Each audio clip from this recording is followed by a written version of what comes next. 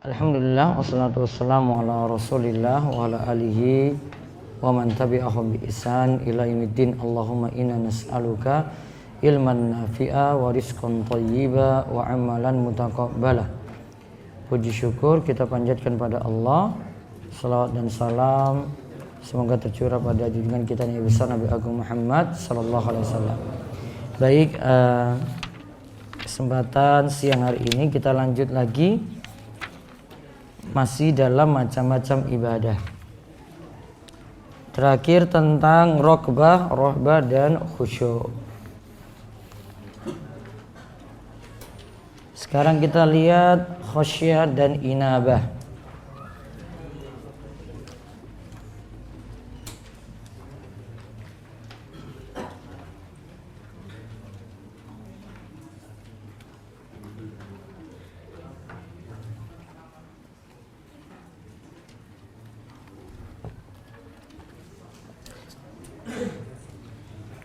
Khusyuk, apa itu pengertian khusyuk? Tadi pada ayat fala takhshawhum wakhshawni. Kalau tadi kita terjemahkan takut ya. Khusyuk adalah rasa takut yang dibangun di atas ilmu. Rasa takut kenapa?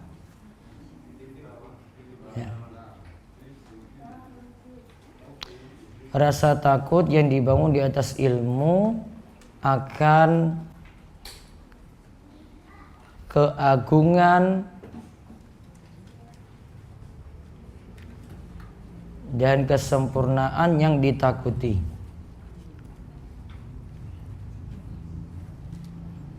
Khusyuk adalah rasa takut yang dibangun di atas ilmu. Ilmu akan keagungan dan kesempurnaan yang ditakuti. Berarti kalau kita punya khusyuk pada Allah, berarti rasa takut yang dibangun atas ilmu akan keagungan dan kesempurnaan Allah. Itu khusyuk. Terus yang berikutnya inabah. Inabah.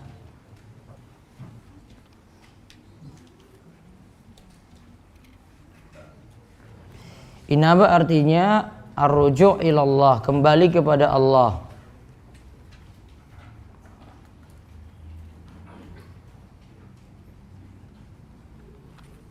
Dengan menjalankan ketaatan dan menjauhi maksiat.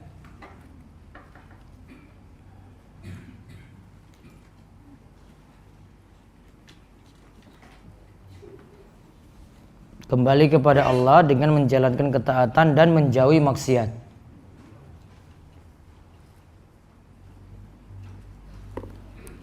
Sudah itu khusyuk dan inabah. Sekarang 3.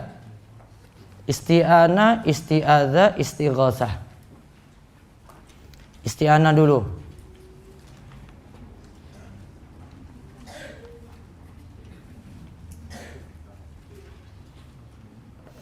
Isti'anah artinya tolabul aun, minta tolong.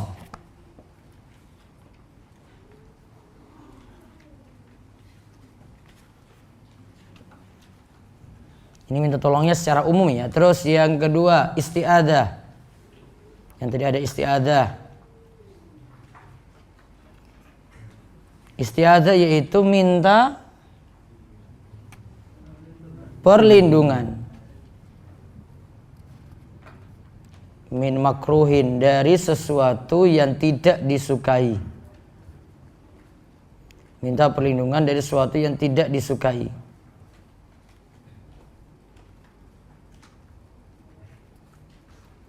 Terus istighosah. Minta perlindungan. Minta apa ya? Perlindungan. Istighosah.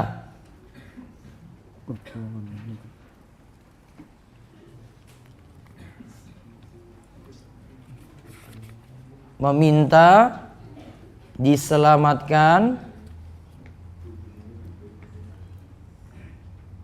dari bencana dan kebinasaan.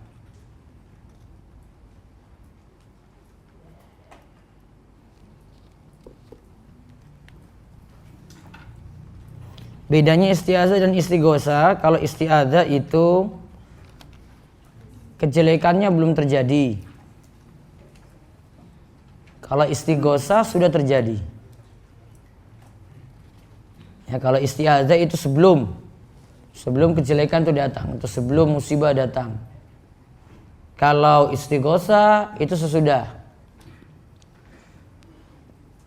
Sudah gempa, minta ini segera diangkat biar tidak terjadi lagi, namanya apa kalau gitu? Istighosa. Dia lewati tempat yang dikira itu angker, sebelum dia masuk tempat tadi, dia apa dulu? Isti'adzah. Nah, 3 hal tadi, isti'anah, isti'adzah, dan istighosa, plus lagi ada istilah syafaat. Syafaat itu minta tolong dengan perantaraan orang lain. Ini bukan syafaat hari kiamat kita bahas ya, syafaat umum. Kalau syafaat itu minta tolong dengan perantaraan orang lain. 4 berarti ya, 4 macam minta tolong. Isti'anah, isti'adzah, istighosa, terus syafaat. Boleh minta kepada makhluk, boleh minta kepada makhluk dengan 4 syarat.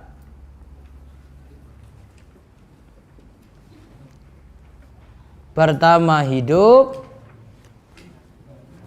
kedua hadir, ketiga mampu,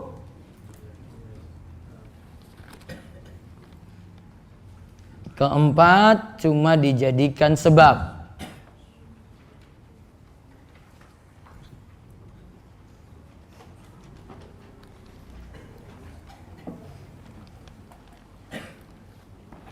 Empat hal tadi ya, isti'anah itu minta tolong secara umum, isti'adzah minta perlindungan, berarti sebelum musibah terjadi. Istighosa minta tolong diangkat musibah atau kebinasaan sesudah terjadi. Dan syafaat boleh minta kepada makhluk dengan berapa syarat? 4. Yang pertama hidup, hadir, mampu, dan hanya dijadikan sebagai sebab.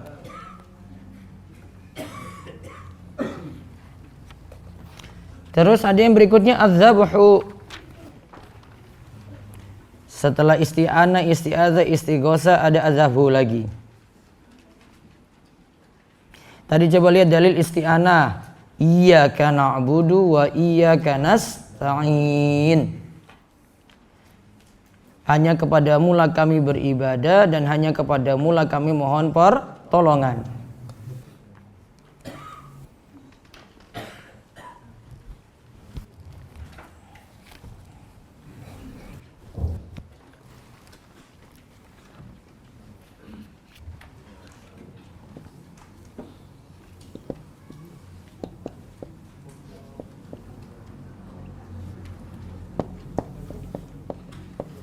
Iyyaka na'budu ini asalnya dari kata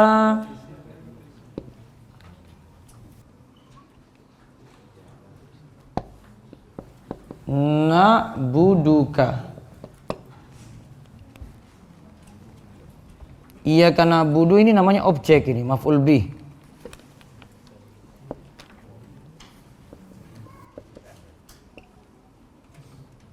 Ini na'budu kami menyembah.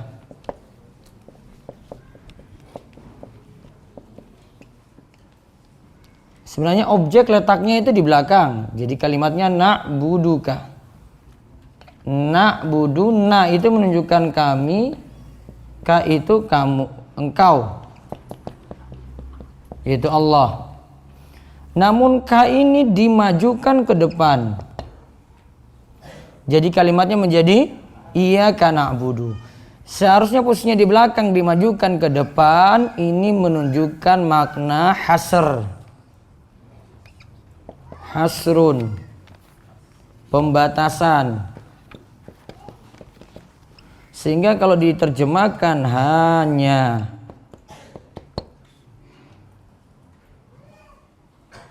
na'budu, hanya kepada engkaulah kami menyembah.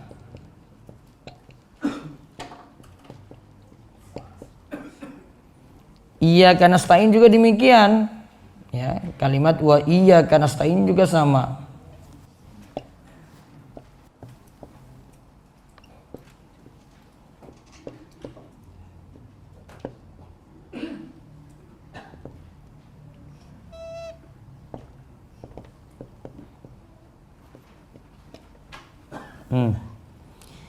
Sebenarnya kalimatnya nasta'inuka. K-nya dimajukan ke depan, jadi wa iyyaka nasta'in. Artinya juga di sini menunjukkan hasr, diterjemahkan itu hanya.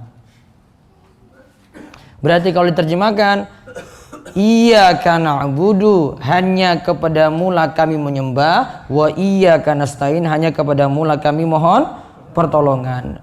Nasta'in, mohon pertolongan. Itu ceritanya dalam bahasa Arab. Berarti ibadah hanya untuk Allah, isti'anah, minta tolong juga hanya untuk Allah. Isti'adzah dalilnya qul a'udzu birabbil falaq, qul a'udzu birabbin nas. Kata a'udzu itu minta perlindungan kepada Rabbil falaq, Rabb yang menguasai waktu subuh. Al-falaq itu artinya subuh. Al-falaq itu sebenarnya secara bahasa artinya biji yang terbelah. Namun diartikan dengan subuh dikarenakan ketika terbit fajar subuh, subuh itu membelah malam, akhirnya jadi terang dan terang. Maka diterjemahkan biasanya subuh. Karena ketika falak itu terbit, fajar itu terbit, ya setelah itu jadi terang sampai datang pagi. Qul a'udzu birabbin nas. Katakanlah aku minta perlindungan dengan Rabbin nas, Rabb manusia. Nah, itu minta perlindungan kepada Allah, Rabbil falak dan Rabbin nas. Menunjukkan disyariatkannya isti'adzah. Jadi isti'adzah ibadah karena diperintah. Terus ada situ istighosah, dalilnya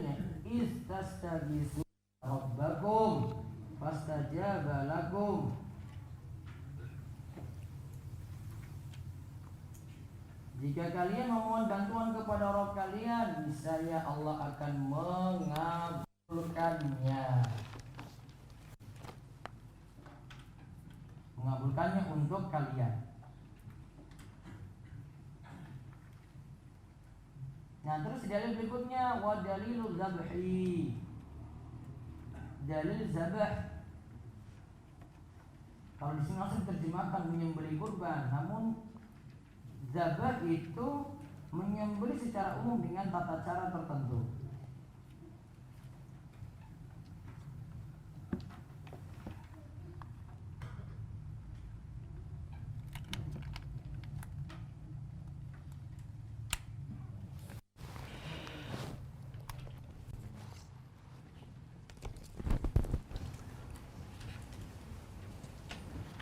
Menyembelih dengan cara-cara tertentu. Jadi sini membahas tentang sembelihan. Kalau bahasa lainnya itu tumbal. Qul inna sholati wa nusuki wa mahyaya wa mamati lillahi rabbil alamin la syarikalah. Katakanlah sungguhnya salatku, nusuk. Nah, itu nusuk di sini artinya sembelihanku, wa mahyaya hidupku, wa mamati matiku lillahi rabbil alamin, untuk Rabb semesta alam, la syarikalah, tidak ada sekutu bagi Allah. Jadi kalau disebut di sini nusuk itu pengertiannya salah satu tafsirnya adalah penyembelihan, maka penyembelihan hanya boleh untuk Allah saja. Wa minas sunnah, dari sunnah disebutkan la'anallahu man zabaha li ghairillah. Sungguh Allah itu melaknat siapa yang menyembelih untuk selain Allah.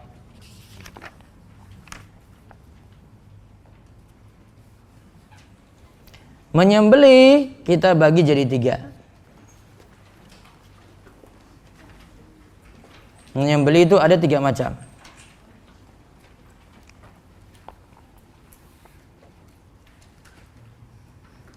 Satu, menyembelih lillah, yaitu karena Allah.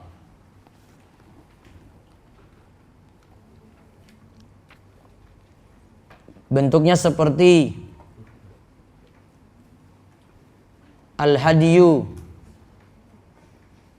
Istilahnya hadiyu.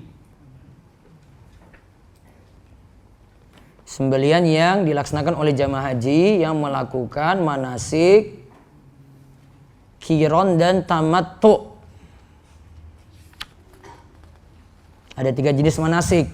Ada qiron, tamattu, dan ifrad. Haji ya, ini bahas haji ya. Ya. Kalau ifrad itu haji saja, dia niatan ke sana cuma haji saja. Kalau tamattu itu umroh dulu kemudian haji. Antara umroh dan haji ada waktu untuk tamattu, bersenang-senang pakai baju bebas. Tanggal 8 Zulhijjah tiba, lantas ganti kain ihram lagi, masuk lagi untuk haji. Terus yang ketiga itu namanya qiron. Qiron itu umroh dan haji ya sambung. Disambung tanpa pakai, ada waktu untuk bersenang-senang pakai baju bebas. Dipakai kain ihram, terus untuk umroh dilanjut dengan hajinya. Nah, Indonesia, kalau dari Indonesia itu biasanya pakai tamattu.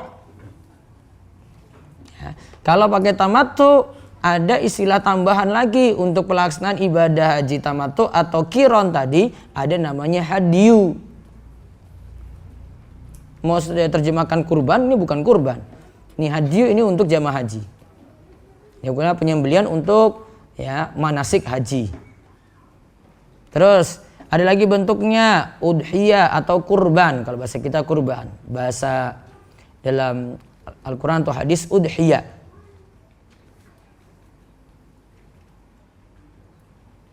Yang pertama di sini bentuknya sembelian karena Allah. Jadi hadiyu itu harus karena Allah. Kurban juga itu sembeliannya juga karena Allah.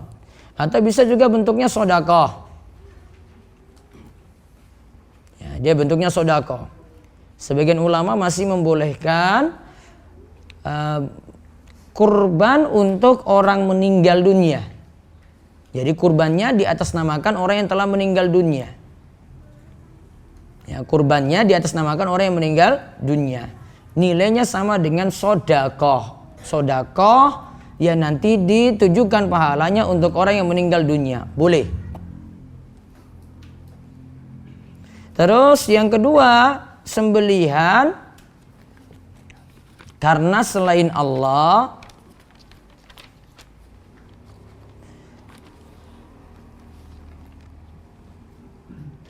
Atas selain Allah,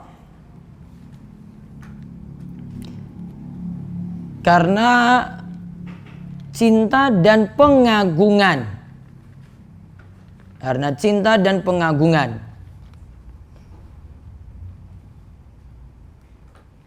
Karena cinta dan pengagungan kepada selain Allah tersebut. Contoh, sembelian untuk jin,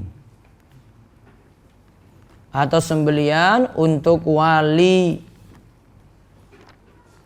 yang telah meninggal dunia. Di sembeliannya dia sajikan untuk wali tadi, atau sembelihannya dia sajikan untuk jin. Kalau untuk jin itu misalnya dia sembelih untuk larung ke pantai selatan misalnya, masuk sini. Hukumnya kalau yang kedua ini syirik akbar. Kalau yang pertama tadi disyariatkan, kalau yang kedua syirik akbar. Terus yang ketiga, sembelihan yang mubah, yang hukumnya boleh.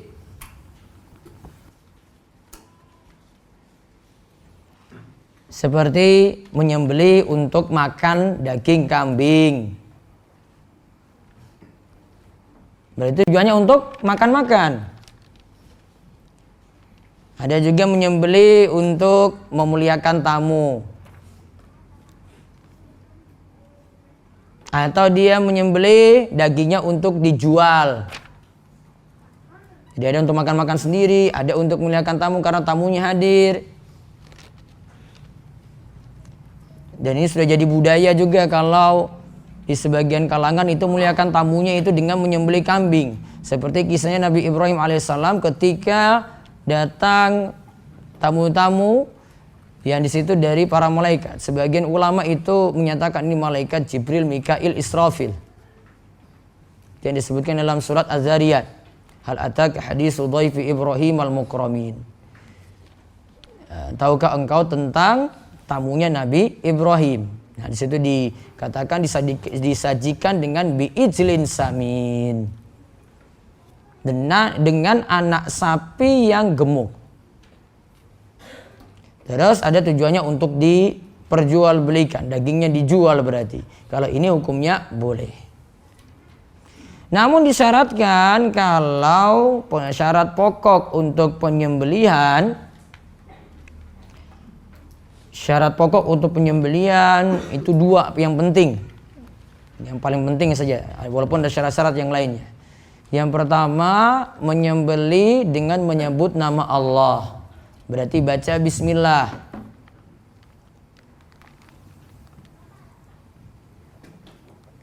Menyembelih dengan menyebut nama Allah. Berarti baca apa? Bismillah. Yang kedua,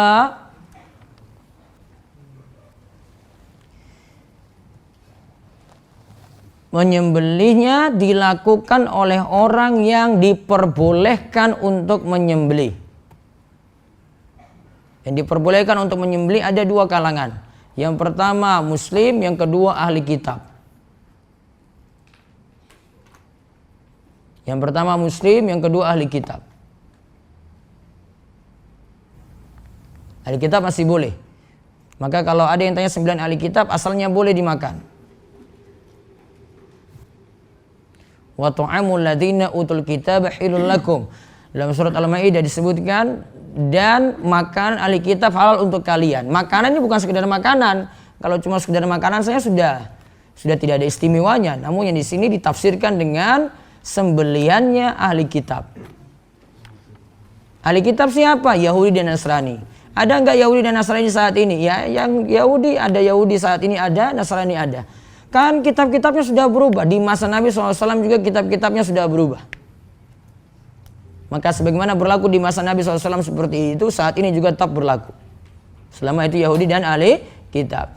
Maka penyikapan kalau orang itu pergi ke luar negeri, makan di negara mana, ini nanti berlaku hukum ini. Kalau dia makan daging sembelihan. Dia pergi ke Cina, berbeda nanti dia pergi ke Eropa yang nanti situ mayoritasnya ahli kitab. Cina mayoritasnya apa? Konghucu bukan muslim, bukan ahli kitab. Maka lebih bahaya dibandingkan pergi ke yang mayoritasnya situ ahli kitab. India apa? Hindu. Hindu itu bukan muslim, bukan ahli kitab. Lebih bahaya makan daging di situ. Jepang Konghucu juga kan? Nyembah matahari malah. Bukan muslim, bukan ahli kitab. Makan sayur aja di sana itu. Susahnya kayak gitu.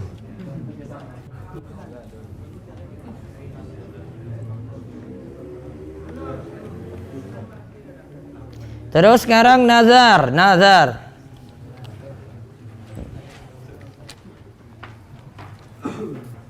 Ya, setelah menyembelih ada nazar ya.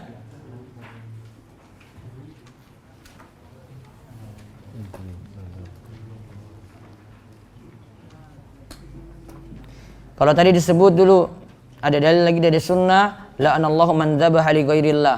Allah melaknat orang yang menyembelih untuk selain Allah. Kalimat laknat itu artinya jauh dari rahmat Allah. Dia dijauhkan dari rahmat Allah.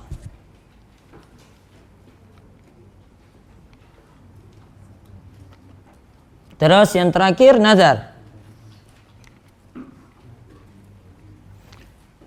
Nazar secara bahasa artinya berjanji atau mewajibkan.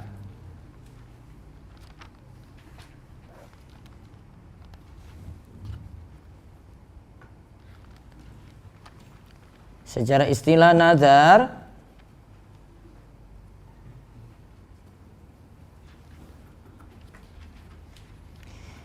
adalah seseorang mewajibkan pada dirinya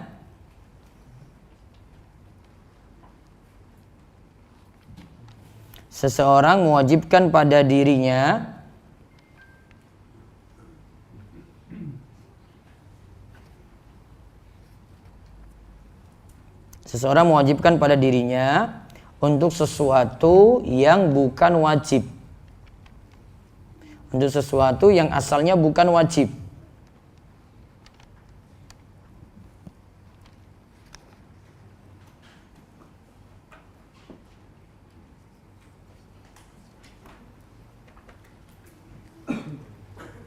Akhirnya dijadikan wajib tadi ya.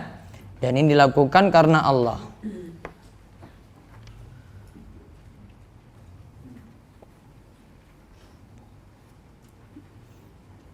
Nazar ada dua bentuk.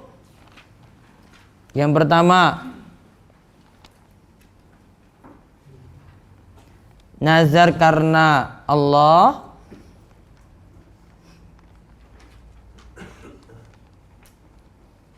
Yang kedua, nazar karena selain Allah.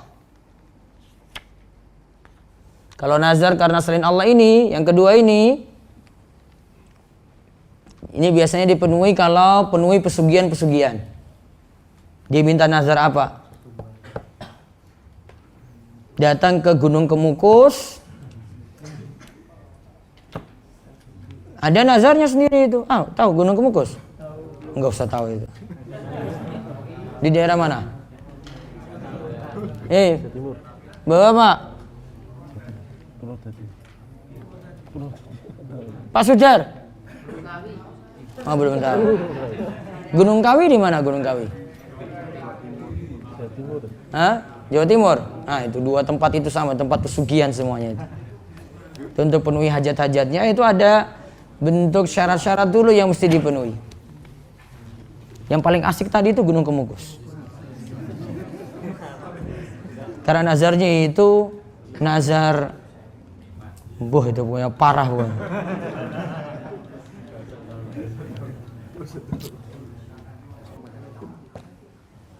Itu kan dulu karena ada kisah cinta antara Nyai Ontrowulan dan Pangeran Samudro.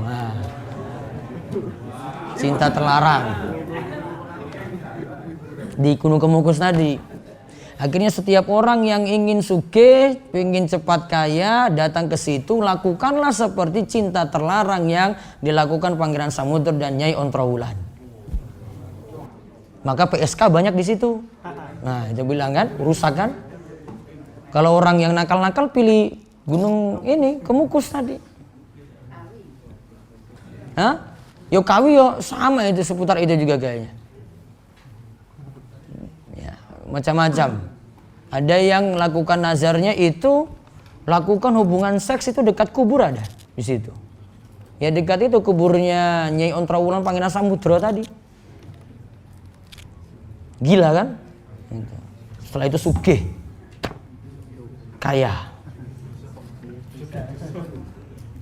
Gak usah mikir itu nanti sesat kalian. Ikut biro jodoh aja. Sekarang nazarnya yang lillah tadi ada dua bentuk lagi. Nazarnya karena Allah.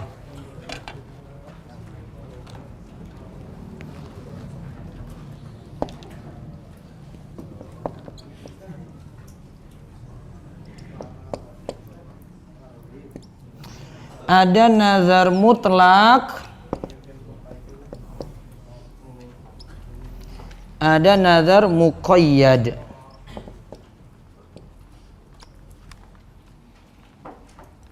Kalau muqayyad ini memakai syarat.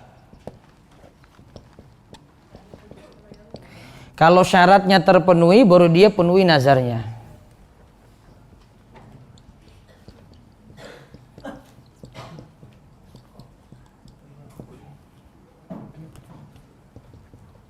Baru nazar ditunaikan.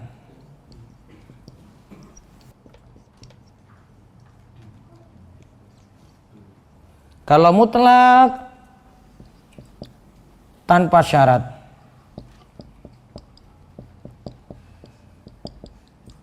Kalau yang muqayyad misalnya, biasanya ini orang tua ini. Jika anak saya itu lulus tes PNS, saya bernazar akan menyumbang masjid 5 juta rupiah. Kalau tidak lulus, tidak nyumbang. Nah, itu namanya ini. Kalau yang ini dia cuma nazarkan saja. Sudah, saya sumbang masjid pokoknya 5 juta rupiah. Nah, itu nazar. Dua-duanya lillah. Nah, sekarang saya bahas yang ini. Kalau yang ini gak masalah ini. Nazar mutlak tanpa syarat ini bagus. Mewajibkan sesuatu yang asalnya bukan wajib, ya kan nazar kan? Nah, nyumbang masjid tadi asalnya wajib nggak? Tidak, dia wajibkan. Namun kalau yang pakai syarat ini,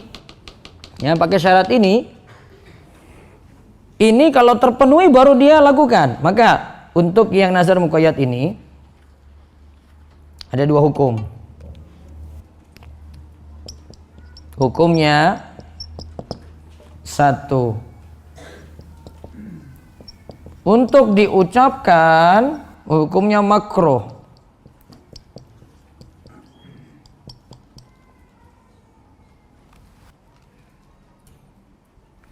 Yang kedua,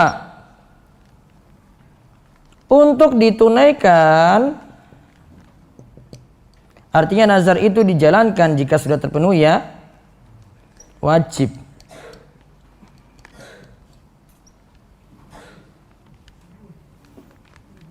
Untuk ucapkannya makruh.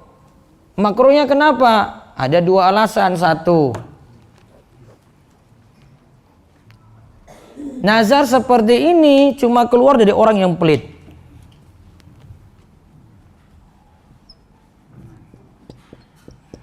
Coba tadi, kalau lulus penuhi nggak?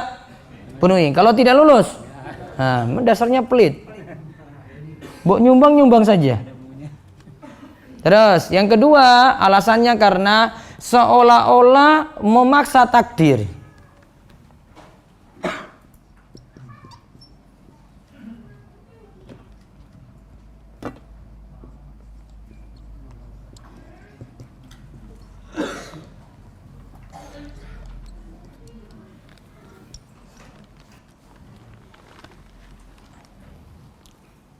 Coba.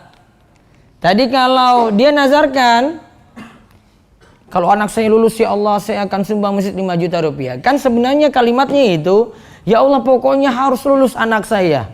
Awas kalau nggak lulus. Itu kan sebenarnya kan. Dia ingin paksakan takdir supaya terjadi itu dengan sumbangan dia tadi. Dua ini yang disebutkan dalam hadis. Nazar cuma keluar dari orang yang pelit. Kemudian yang kedua, nazar itu seakan-akan memaksa takdir Allah. Maka kalau diucapkan pertama kali makruh. Maka baiknya tidak bernazar yang bersyarat seperti tadi. Namun kalau sudah terlanjur terucap, wajib ditunaikan enggak? Wajib. Anaknya akhirnya lulus, wajib nggak ditunaikan sumbangan tadi? Wajib.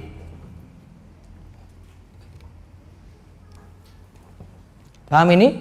Nah. Terus solusinya bagaimana dong biar hajat tadi bisa terpenuhi? Nah, orang tua bingung, ini mau gimana dong bentuknya? Disarankan banyak-banyak doa, banyak-banyak sodakoh. Sodakoh mempermudah urusan juga. Sodakoh, doa gitu. Jalan sebelumnya ini nggak pakai syarat nih, pokoknya dia jalankan dulu. Kalau terpenuhi, dia tambah lagi semangat lagi untuk ibadah, tambah lagi semangat untuk sodakohnya. Sebelum dan sesudah ada. Nggak maksud untuk syarat. Itu enak. Nazar seperti itu. Namun ingat, nazar itu untuk sesuatu yang bukan wajib, akhirnya dia wajibkan untuk dirinya. Berarti sesuatu yang sudah wajib tidak perlu dinazarkan. Ustadz, saya bernazar karena Allah Subhanahu wa ta'ala, jika saya sholat 5 waktu di masjid 1 minggu ini full, saya akan sumbang masjid 5 juta rupiah. Apa tadi nazarnya? Apa? Sholat 5 waktu. Sholat 5 waktu di masjid hukumnya apa bagi laki-laki? Ya sudah, ngapain dinazar-nazarkan? Kamu pergi ke masjid aja. Gitu kan, paham? Ustadz, saya punya pacar nih cantik, ayu sekali. Jika saya putuskan pacar ini, ya Allah, dia ridho, saya akan bernazar ya puasa 3 hari berturut-turut. Perlu dinazarkan? Putuskan pacar. Perlu nggak? Belum.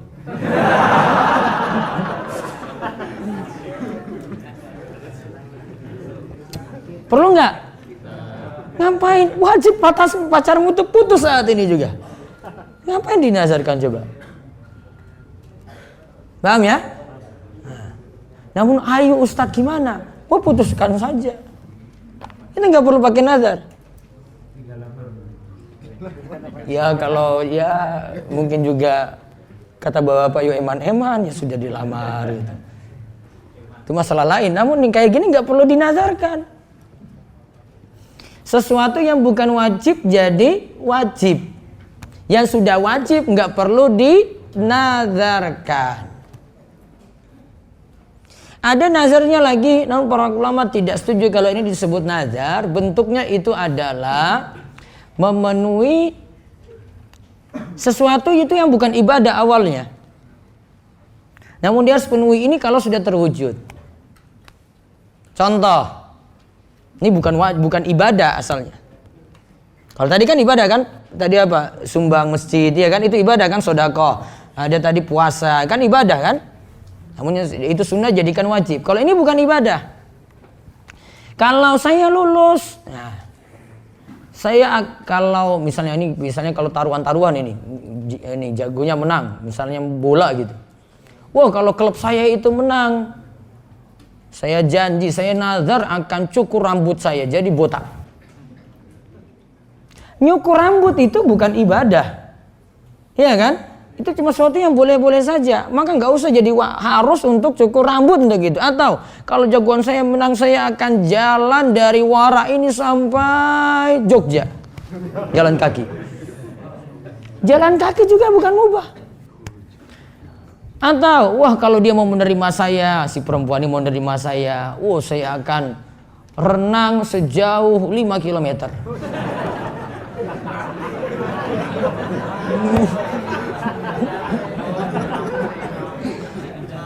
Sebelum sampai sudah KO dia. Ini bukan suatu yang nazar juga, suatu yang mubah kamu paksakan untuk itu. Nggak perlu.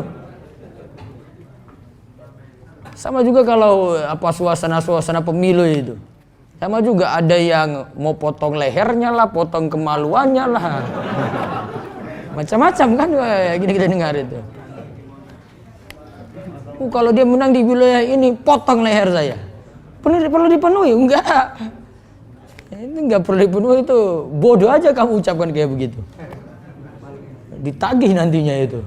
Kamu diincar kepalamu di mana-mana nanti. Salah kamu sendiri.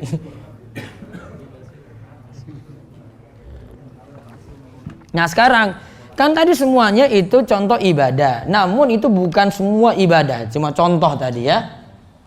Kan pembahasannya kita ingin buktikan itu ibadah dan tidak boleh ditujukan kepada selain Allah. Nah sekarang apa makna ibadah?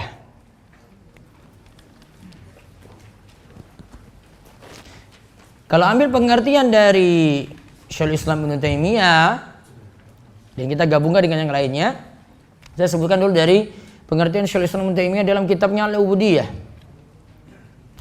Ibadah adalah ismun jami'un likulli ma yuhibbullahu wa yardahu minal aqwali wal af'al adh-dhahira wal batinah.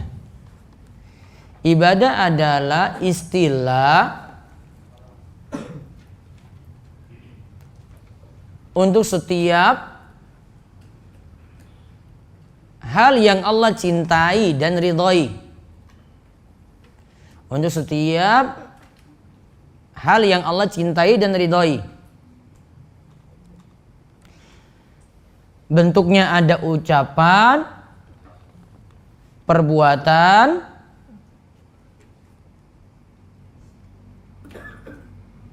ada yang secara lahir, berarti nampak, atau batin, berarti amalan hati.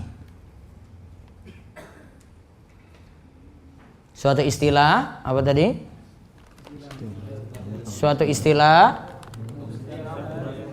yang Allah cintai dan ridhoi. Bentuknya apa? Perkataan ataupun perbuatan yang lahir maupun yang batin. Ditambah lagi satu. Poin kedua, selain pengertian Syekhul Islam Ibnu Taimiyah tadi, ibadah itu di dalamnya ada tazallul wal khudu'. Ada merendahkan diri dan tunduk.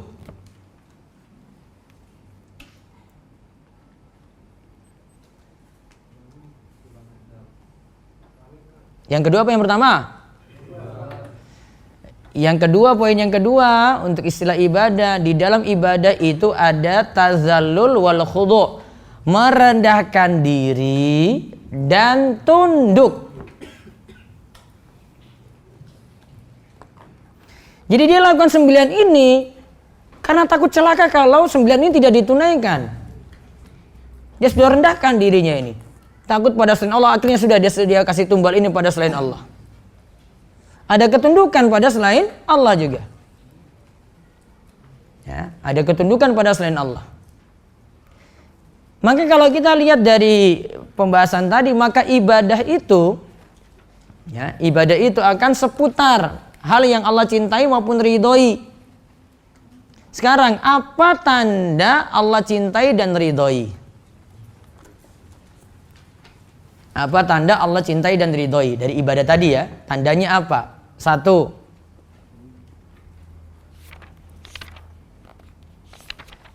bentuknya diperintahkan.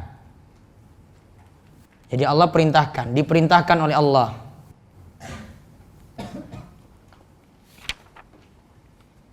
Doa diperintahkan enggak? Nah, berarti masuk ibadah. Allah perintahkan doa. Yang kedua, Allah beri pahala. Artinya diberi pahala. Lakukan sholat dapat pahala ini. Lakukan puasa dapat pahala ini. Berarti ibadah atau bukan? Ibadah. Yang ketiga, kalau dilakukan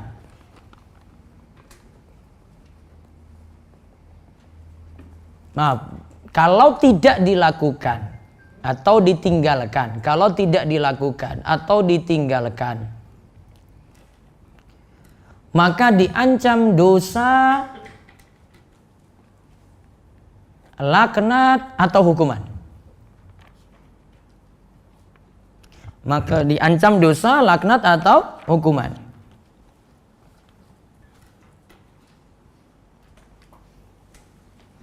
Diancam dosa, disebut dosanya ini sekian.